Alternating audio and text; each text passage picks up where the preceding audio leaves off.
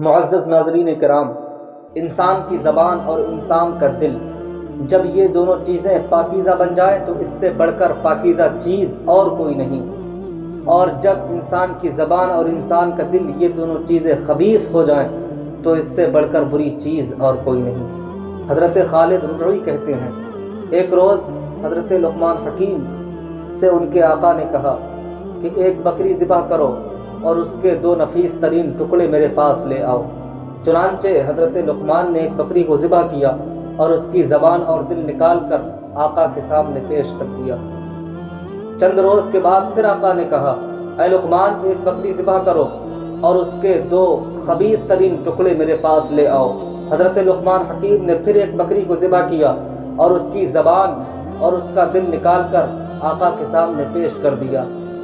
آقا کو بڑا تعجب ہوا، بہت حیران ہوا اور لقمان حکیم سے کہنے لگا، اے لقمان، بات سمجھ میں نہیں آئی، جب میں نے تم سے کہا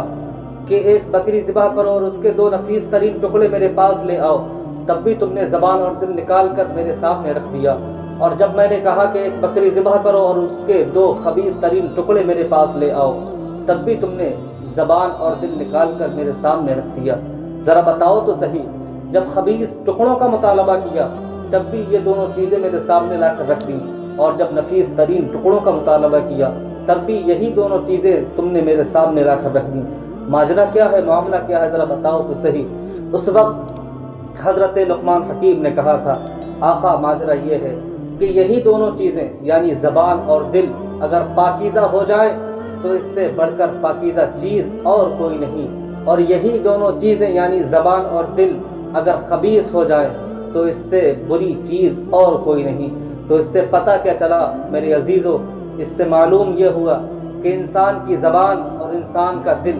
یہ ایسی چیز ہے انسان کے وجود میں، یہ 2 ایسے اعضاء ہیں انسان کے وجود میں کہ ان دونوں اعضاء کو انسان کو چاہیے کہ پاکیزہ بنائے۔ اگر یہ دونوں اعضاء انسان کے پاکیزہ بن گئے تو انسان کا پورا وجود پاکیزہ ہو جاتا ہے، اور اگر یہی دونوں اعضاء انسان کے زبان اور دل